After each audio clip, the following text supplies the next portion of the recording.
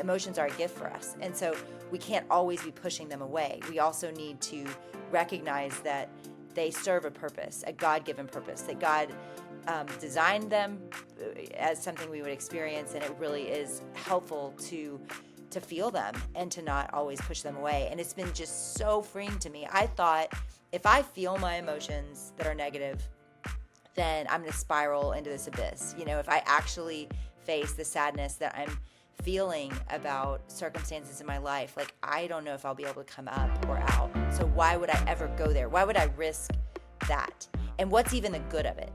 And I think this journey for me in writing Untangle Your Emotions has just transformed the way I view the purpose of emotions and the way that we heal.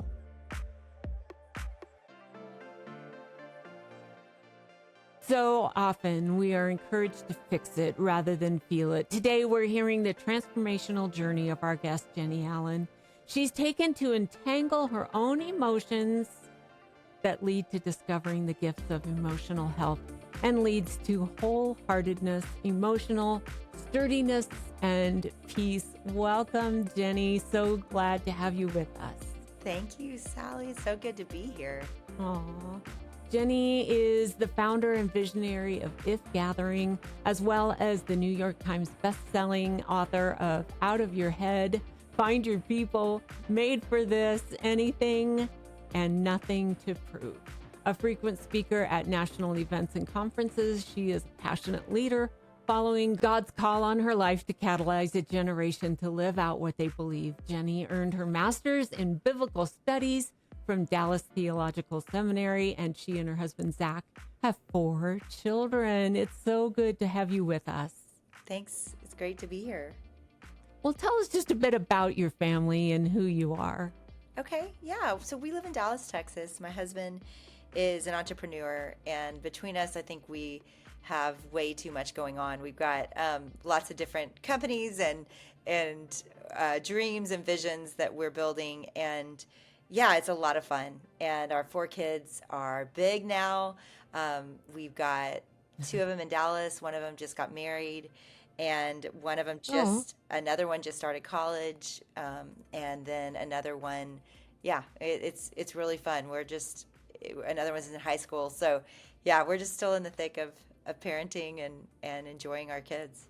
Really a very busy time. We're going to talk about that a little bit too in a few minutes. But you had great success with your book, Get Out of Your Head, which is about stopping the spiral toxic thinking. Is Untangle Your Emotions kind of the next logical step for anyone who wants to live a whole and healthy life? It really is. I mean, it's my personal journey. I feel like Get Out of Your Head was where I was, and I was learning the power I have over my thoughts. And that really worked for me. I was someone who almost operates more like a guy, where I mean, cognitively would give a lot of value to emotional health, but I don't think I ever wanted to feel negative emotions. I don't know if anybody really wants to feel negative emotions, but I really worked hard to not feel them. And when I think about my life and this revelation, which has been so life-changing for me, it's just brought so much more wholeness and freedom. And so Get Out of Your Head, I still stand by every single word in that book. I believe in that book. That book is still selling well and helping so many people. And it's needed. I mean, we do have power over our thoughts, and I don't think enough people realize that. However, I also think gifts are an emotion. I mean, emotions are a gift for us. And so we can't always be pushing them away. We also need to recognize that they serve a purpose, a God-given purpose, that God designed them as something we would experience, and it really is helpful to feel them and to not always push them away. And it's been just so freeing to me. I thought if I feel my emotions that are negative, then I'm going to spiral into this abyss. If I actually face the sadness that I'm feeling about circumstances in my life, like I don't know if I'll be able to come up or out. So why would I ever go there? Why would I risk that? And what's even the good of it?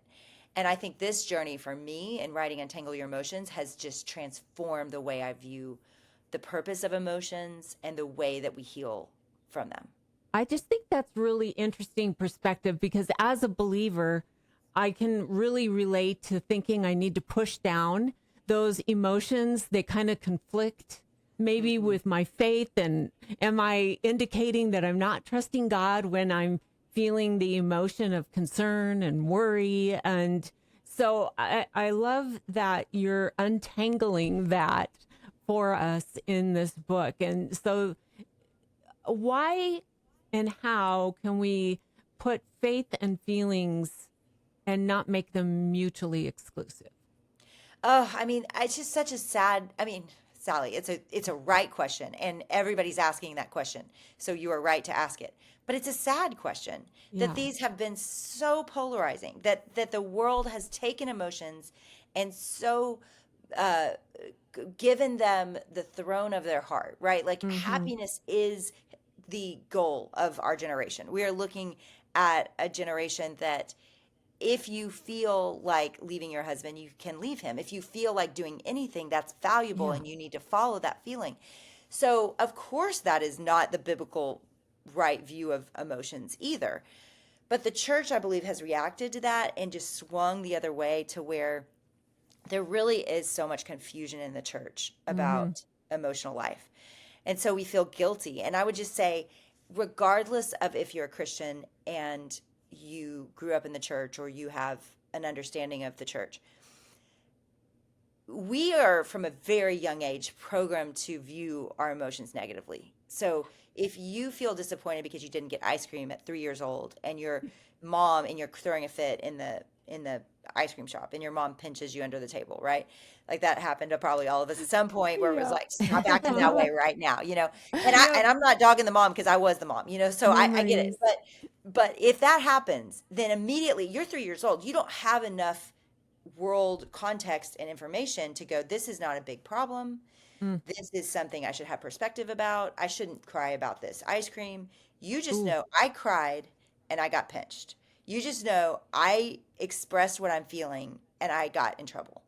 So from a very young age, Wow. we're all trained to do that. So I want to give the church a little break here and just say, one, of course they're reacting to such an unhealthy view of emotions, right? That is really toxic. And to follow your heart and to follow your emotions is not Christianity. So let me be really upfront about that first. And also give the church a break that this was not taught in seminaries. This was not taught anywhere. I mean, when I tried to do the research, my wonderful seminary professor that I call for every work I ever do, and I Uh-huh. say, "What are your favorite sources?" He was like, "I don't know. I need to go look." He was Wow. like, "I found three.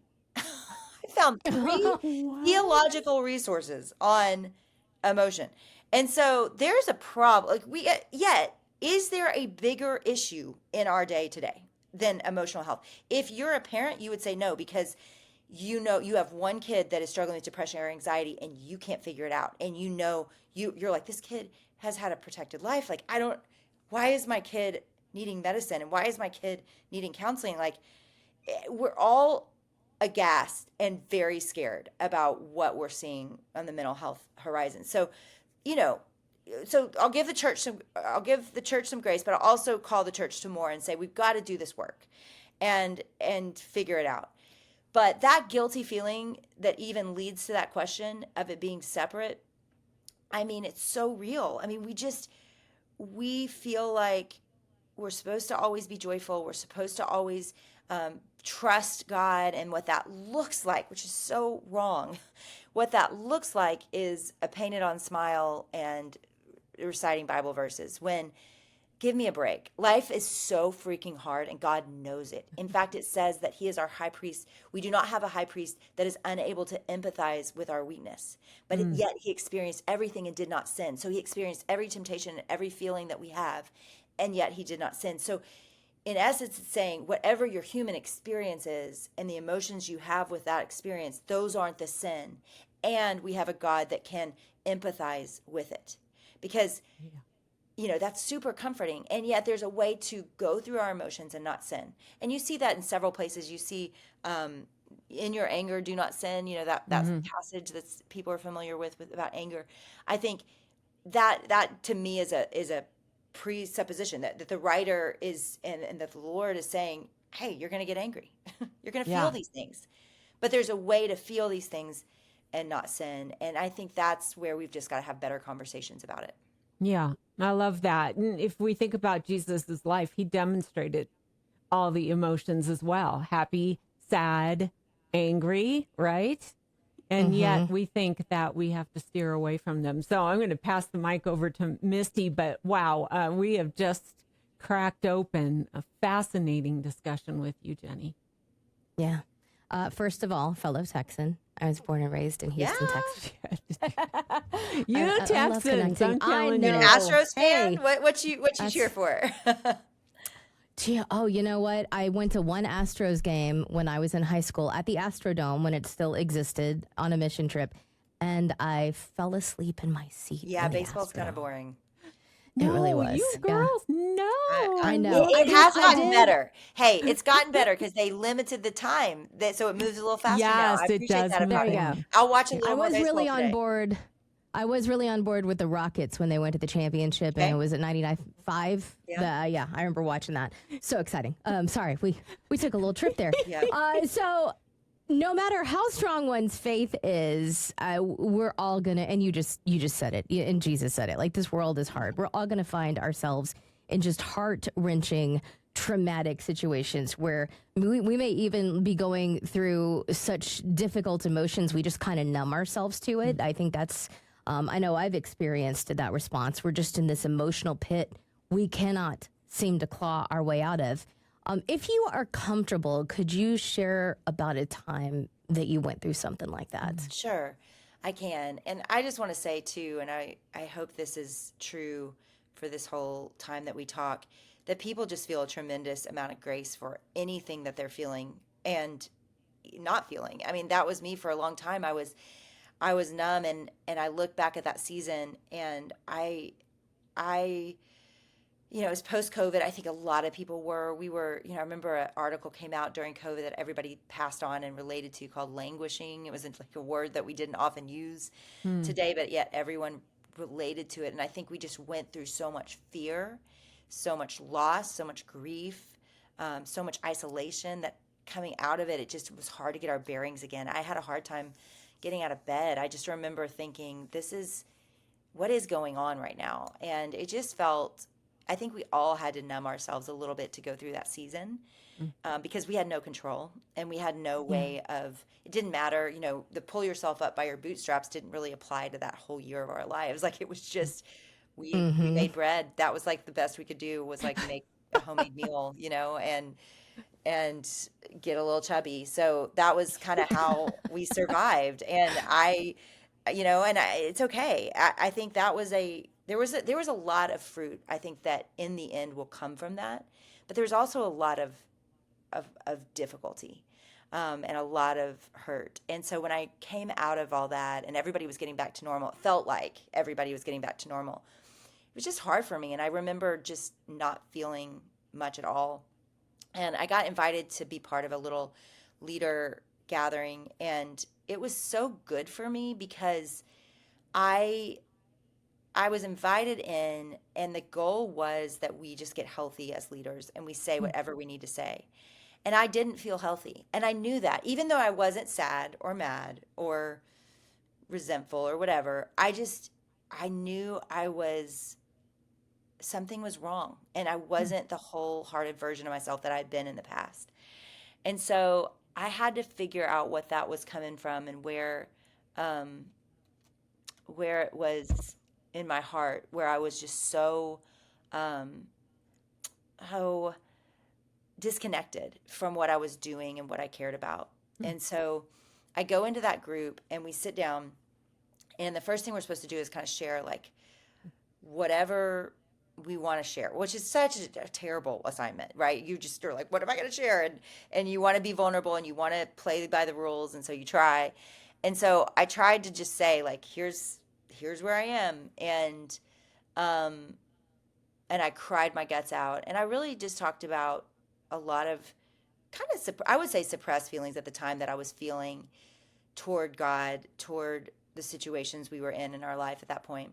And my friends began to correct me. They began to say, well, God's not like that. And, you shouldn't feel that way. And I just don't think, I think Jenny, he is being faithful, and they were correcting what I was bleeding out and sharing in a really vulnerable moment. And I'm going to be really honest. I would have done the same exact thing up until that point. I would have been fixing their theology. I would have been fixing their wrong views. That's what I would have thought would have helped them. And so, but in my heart that day, I felt so misunderstood. I felt so judged. I completely shut down. I was angry. I was like, I pretty much decided in that moment, like, I'm not sharing anymore. Like, this is ridiculous. Like, I hate this feeling. Right. That would Well, cause anybody to thankfully, we shut had down. somebody in the room that is a trained licensed therapist, and they noticed that I was shutting down. And they said, Jenny, what do you feel when they say that? And I had a choice at that point. I had to either say, I feel fine. Like, I don't, I could have just pretended it was okay. But I didn't. I actually let them have it. I was like, this is so hurtful to me. And I feel so misunderstood and so judged. And so he put it back on them. He was like, how does that make y'all feel? And of course, they were so compassionate and so empathetic and began to say the things I needed to hear. But again, the whole conversation, then he laid out some rules. He was like, here's our rules for this group. We are not going to say, I think. We are only going to say, I feel. So when someone shares something with you, you cannot say, I think you should. I think God is not like that. I think you are wrong. You are only going to say, I feel. Now, all of the theologians out there, they have red alarms going off in their head. Oh my gosh, this is so toxic. This is so dangerous. Let me just tell you, unless you've experienced this, I'm going to say, just trust me. Because I went to seminary. I'm a great theologian. And I had the right theology. I just was experiencing things that were beyond my knowledge and in my soul and in my heart, that it didn't matter. I mean, and let me give you a scriptural point for this really quickly so we don't lose people here. When Jesus came to heal Lazarus, he actually announces before he ever comes back to do it, before he gets back into their town, he says he's going to fall asleep for 3 days and then he's going to be awake. And so he announced he was going to raise him from the dead. So he knew what he was going to do. And yet he still walks in, lets Martha be angry with him and has a conversation and is patient with her. He lets Mary weep with him. And then he stops and weeps with Mary. So think about that. Like, he had the ultimate answer. He was going to freaking bring the guy back from the dead. And he didn't do it before he stopped and felt what everyone in the room was feeling with them. And he was present in their suffering and their pain. So if you think about the verse, mourn with those who mourn, it's so fascinating. What science, I study a lot of science for my books or history, depending on the subject.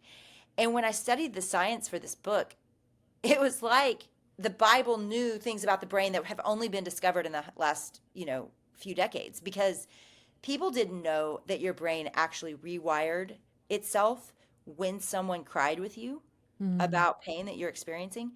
When you are not alone in your pain, your brain begins to heal from trauma. That's how you heal from trauma. So when you feel heard, understood, seen, felt like, oh gosh, you're feeling that pain with me, you're mourning with me as I mourn, that does something in your brain. Of course it does, because God wrote the Bible and God built the brain. So he knew that we needed this, but humans just found that out, a few decades ago. So this is very biblical. And that's where I'm very passionate about the Big C church catching up on this issue, because the Bible spells it out. It's like, this is how you handle difficult things. Like, you encourage each other as long as it's called today, so that we do not grow faint and weary and walk away from the faith. I mean, we're watching that happen everywhere. And Yep. we're basically preaching at everybody saying, here's the answer, but nobody's actually encouraging the faint-hearted, like helping it grow, helping their heart grow, and feeling seen and known and loved. And so it's hard to get to believe that this is that valuable to God and to healing, but it really is. When you were writing Untangle Your Emotions, what are some of the questions that you asked yourself? Because I think, and that would be a huge help, because maybe some of those questions we can ask of ourselves too, to set us on the path to being able to kind of figure out Yeah. what's going on inside of us. Well, I think one of the first and biggest questions I had to have a conversation with the Lord about and really study was just, is our emotion sins? And I'm going to say something really bold, that they are not in themselves. Anger, sadness, fear, even though the Bible says, over and over again, it's one of the most talked about issues is fear. In almost every, I went back and just looked at every time God said, do not fear to his people. In almost every situation, they were in a scary situation. So I want you to picture, instead of it feeling like a command where you are sinning if you fear, I want you to think about it like this. You're in the closet with a kid and there's a tornado going over you, and that kid's afraid. What would you say to that kid? You would say, don't be afraid. Like, I'm right here. I've got you. And this is coming from God, who actually does have us and actually controls the tornado and the whole world. So when he says it, it certainly means a lot more. But almost every situation, he was comforting his people. He was saying, don't be afraid. Do not fear. I have got you. And so we've made God, this tyrant that's kind of pointing his finger and like, this is what you need to feel and don't feel. And if you feel it, then you're sinning. And it's like, actually, no, he felt it all. I mean, you see Jesus be angry. Certainly God throughout the Old Testament, you see him feel anger. You see the Holy Spirit being quenched. You see Jesus turning over tables. But then let's go to fear, because fear is the one that I was like, gosh, no, that's one that the God could never feel, because he can't feel that. Right. Well, if you look at the garden, the word for anguish that he was feeling is anxiety and fear. Like, it's translated most often anxiety and fear, where he was about to face his death and he was sweating drops of blood. So I think that's probably one of the most important questions we ask ourselves, is how has our view of our emotions been shaped? And do we really let ourselves feel them? Now, we can feel them and them drive us off a cliff. But again, in the book, I talk about a counseling image that is often thrown around, but I tweaked it a little for my purposes, is the idea that there's an engine, like who's driving your engine, and ultimately our will and our decision making is driving our engine. But our emotions and our circumstances and our relationships are all part of this story and this train, and the emotions should have a place there. Wow. It's so much to take in, and yet it seems so obvious that, yes, you're right. We are the ones who have labeled emotions as things we shouldn't have. So therefore we should talk each other out of them. And I think it's led, even as I'm listening to you, I think of how often we greet each other. How are you doing today? Fine. And we're fine with that answer, Right. We Right. should not be. We should say, hey, tell me more, what's going on in your life. And yet we accept that one word, I'm fine. And, Right. yeah. So, speaking of emotions that can really rise up, you and I share a common experience, and that is our daughter saying, you know what, I'm going to break free and do my own thing. You know what I'm talking about? Yes, yes. Now Tell she does me. still live here today, but yes, she's been dreaming of lots of different pastures.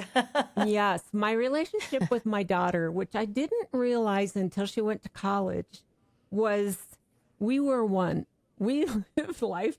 I didn't know until she moved to Yep. school, made her own friends, eventually found her yet soon to be husband. And I was like, no, wait, and I heard myself say it. And wow, the emotions were deep. So I've heard you talk about this, so I'd love to hear you tell Well, the it's story just in not your fair, own because words. now I've got a whole nother issue. My other daughter has gone to college as of this week, so I'm Oh no! I'm in a Do you have whole tissues new. at hand? Yes, exactly. Okay. So I mean, I'm actually talking, just to be super candid. I'm talking to my counselor right now about codependency and what that is, because Yes. family is everything, and it is the best parts of life, and it's also like, gosh, we can't make them our life, and we've got to have our own autonomy, and they are having their own autonomy. And it's so hard because nobody prepares you that. If anybody listening is mothering right now small children, it's like the message is, take care of their every need, meet everything Yeah. for them. They're your first priority. And so it's like, well, wait, when is that supposed to change? Right. And nobody really gives you that book, right? And so I I think this is a moment for all of us, that as we launch kids, and I think it's really important even for those that have younger kids to consider that today, just that ultimately, like, your whole world, don't let it be your kids. It really needs to have balance, because it's not good for your kids later. Like, I'm certainly not preaching to you. I'm preaching to myself self here, Sally, because I'm in the middle of it. So please don't hear this as an answer to you or to your question. Yeah. But what I'm processing personally is just, I've got to have, my marriage. I mean, I've been talking about that on my Instagram page right now. Like, just make sure you're going to marriage counseling. Make sure you have a healthy marriage, because there'll come a day where it's you two again, if God wills and you're both alive and well. It's gonna be you two, and you want to make sure that that priority relationship is intact. And then, it's certainly not a job, but if it is a job, that's great. But a passion, like, what do you love? Don't lose all that for 25 years, 20 years, because, there will come a day where your kids want to know you're going to be okay without them. And I think that's what I'm having to grow in, is just that peace and confidence that I will be okay without them. That's true. Emotionally, I will be okay without them, and I will bawl my eyes out if and when they all go. And certainly Caroline just left, and she saw me cry for a good solid week, and they made fun of me. And of course, now when you write books and you put them out in the world, they're like, "Mom, you're just feeling your feelings and untangling your emotions," and they're there for it. Like, they show up for it. But I do believe this is something that we don't talk about enough as parents. It's just, what does it look like to love our kids, to prioritize our kids, but to not make our kids the whole world. I remember when we first had our son, and I think this is super helpful and practical. A wise couple said to us, listen, you can, at this moment, you're about to have a baby, you can add that baby to your circle, or you can put that baby in the middle of your circle. And so what that meant was, if you put that baby in the middle of your circle, that means you and your husband's whole life is going to revolve around making them happy and their lives. But if you add your baby to your circle, you can put the world in the middle of your circle. And together you can be a team, and you can minister to the world together. And then you're a team on mission, rather than just everything is about that kid. And we really parented that way, and candidly got a lot of judgment about it, because we didn't always show up for each other, because we each had our own mission fields and our own things. And so I wasn't the mom that was at every single game, but that we are so close today. And I really believe that my kids are going to serve their worlds and their people in beautiful ways, and they're going to make a beautiful story that will serve the world. And as fellow teammates of theirs, I fully espouse in that decision for them, and I fully support my daughter being at A&M, and yesterday inviting 15 girls who also didn't rush to dinner, and because it was midnight, and she brought all those girls together and made them feel like $1,000,000. And at 2:30 in the morning, I get the text and the stories about it, and I'm crying right now because I'm just so proud of her. So she's not with me, but I'm cheering her on, because she's a teammate of mine, our closest team, and I'm so proud of her. Oh, And I think it's just a better way to view parenting the whole way through. I agree. I agree. And then sometimes you just don't even realize what you've done and the relationship that you formed until they say those words, I'm going to go build my own life. And you're like, wait, what? What? So, And I mean, I'm still crying it about still it, hurts. Sally. Like, we're still feeling the feelings. That's what I And appreciate about you. yeah, That's I think right. it's just both. It's like, and how are we supposed to get to healthy views of all this in life Right. without feeling this and experiencing this together, you know? Yeah. And so I think the way it's supposed to be worked out is to show up with our whole heart. And even if that heart on that day is full of disbelief, it's like, well, is it a knowledge problem, or is it I feel alone and there's a lot I'm experiencing problem and I need comfort, you know. And how can we come alongside each other in all of that? Anyway, I'm going to turn it back over to Misty again, but so appreciate your vulnerability that you showed in telling that story. Yeah. And so relatable. My heart just broke all over again and called my daughter actually and said, remember when we had to say goodbye? Yeah. And, yeah. So, Wow. yeah, it's so hard. Sweet. Another place that I really appreciate your vulnerability, you've talked about some of the stuff that you and your husband, Zach, have walked through, specifically his struggle with depression, and that when you started writing Untangle Your Emotions, you could tell something was off again, like there were signs. And I found that interesting because I struggle with a lot of mental health issues, and my husband and my mom will notice the signs that I'm headed into a bad place way before I do. So what were some of the things that you started to notice, and how were you able to walk through that with him? Because my husband will tell you it's not easy walking alongside a spouse with depression, with anxiety, with those things.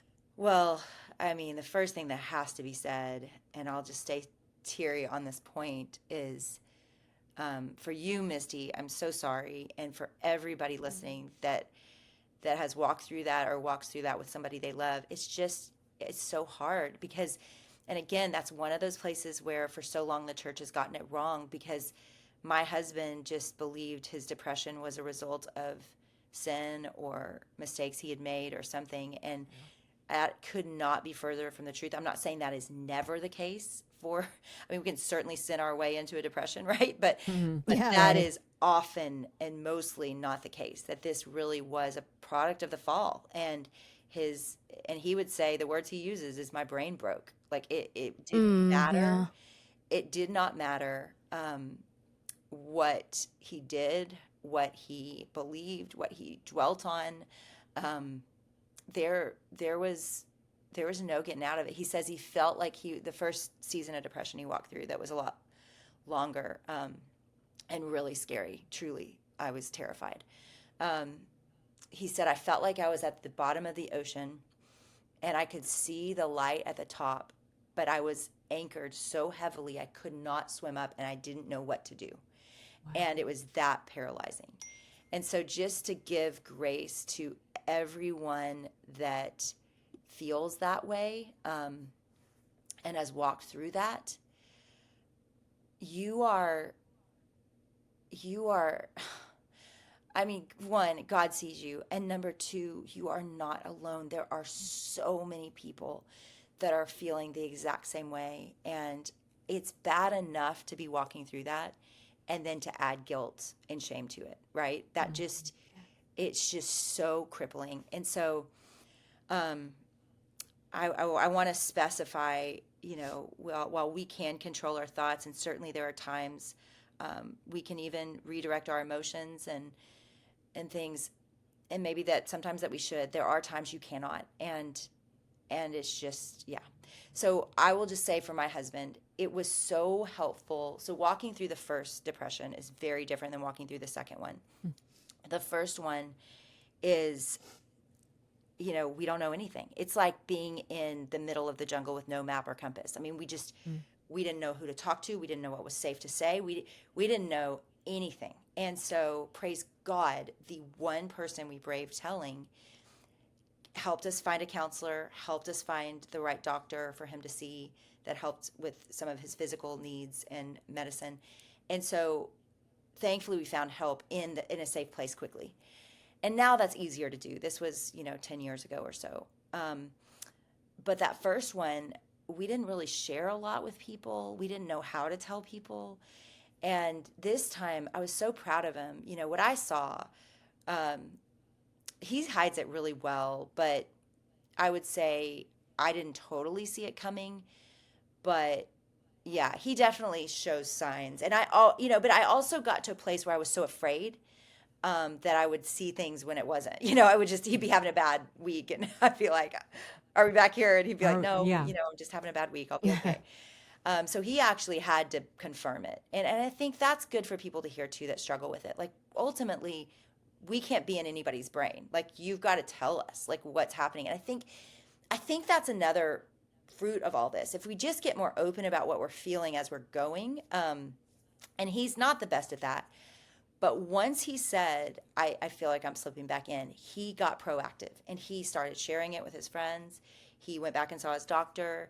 He pursued help very quickly. And I would say that has been helpful for him this time around. It has gone better.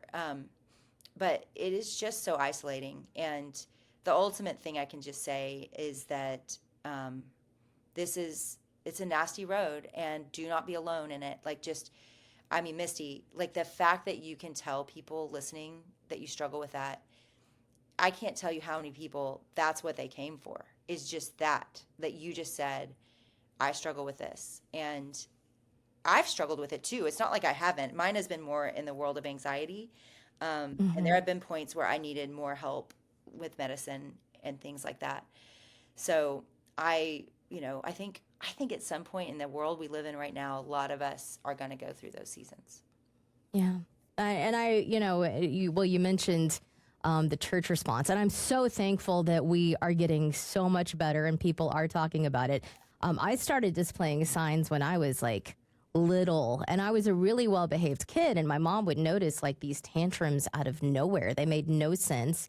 It was not behavior that I normally displayed, and she was like, okay, it's when she seems to be feeling sad or overwhelmed. And even back then, having people in the church pray for me, they're like, you just need to get your daughter under control, make her behave. And she's like, that's not what's going on though. Good and mama. I mean, even right.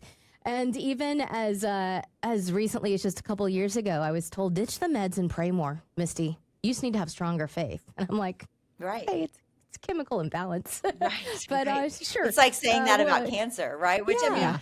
Again, there will be Exactly. people that say that too. And and I'm grateful for how far we've come.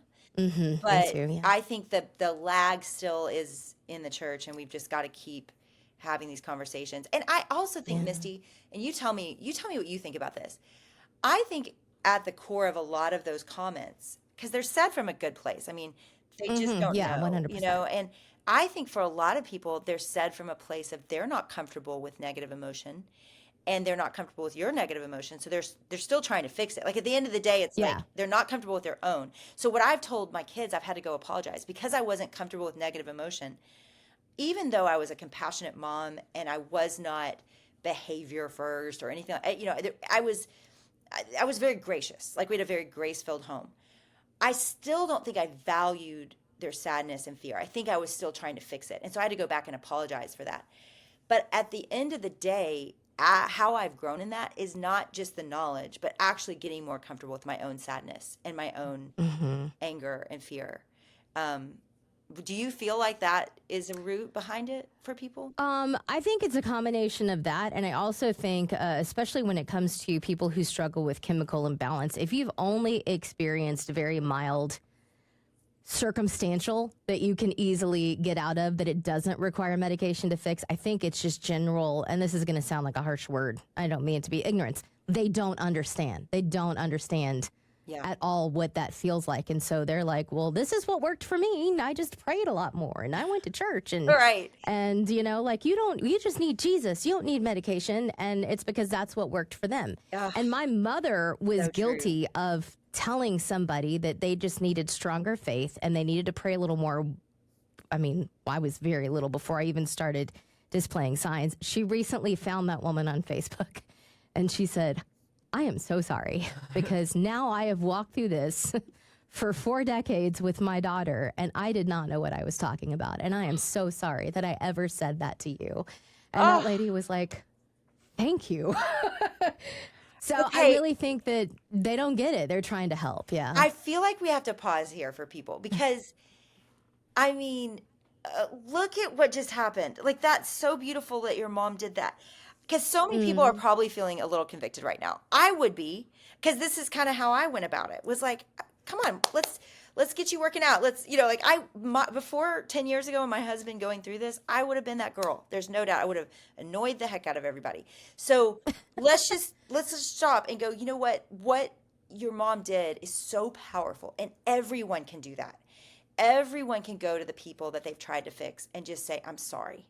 Tell me what that was like for you. It has been hard, I will say, growing in this and going to my kids, because they don't make me feel better. They're like, that was hard, mom. Like they don't say, but you were still a good mom, because that's not what kids do, you know.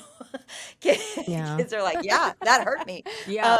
So I mean, plenty of times they tell me I'm a good mom. It's not like that never happens, but I'm saying in these conversations, they have been very real and very hard. And they're, because I'm finally giving my kids a chance to say, you, you know, you did hurt me, and this was hard, and this is what it felt like. So I think we've got to be brave enough to say what your mom said, and to lean in on these things. And again, I think where I've gotten in life, and I hope this is a takeaway for every single person listening.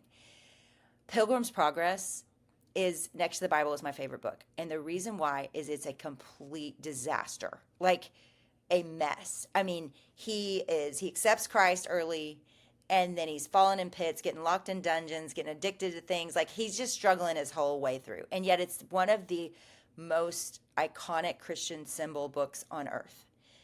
And the reason it is because this is the Christian walk that we don't talk about, because it's messy, and it's full of difficult conversations, and it's full of your mom apologizing and you vulnerably saying, like, this is how it's been for me, and the world hearing and feeling convicted and going, gosh, I've been like that too. It's full of that kind of messy work. and we're so afraid of that messy work, and yet that is the Christian life, and why I love that book, and I think it should be read next to the Bible, like after the Bible, that book, so that we all find the comfort of, oh yeah, we're going to struggle, we're going to doubt, we're going to feel afraid, we're going to at times get addicted to our phones, or to money, or to sex, or to alcohol, like, or drugs. I mean, we're going to fall into these things. It's the human way. It's who we are, and it makes us need God. And I just think that's what we're all so afraid of. We're so afraid of being needy. We're so afraid of being broken. We're so afraid.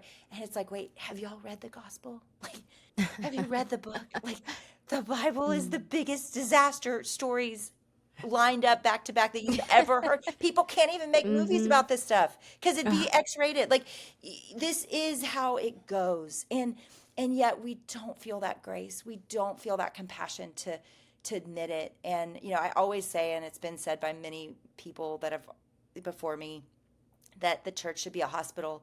You know, it shouldn't be the saints. It should be a hospital. It should be us taking care of each other. And so I hope that we're all, meaning the universal church, growing in that regard.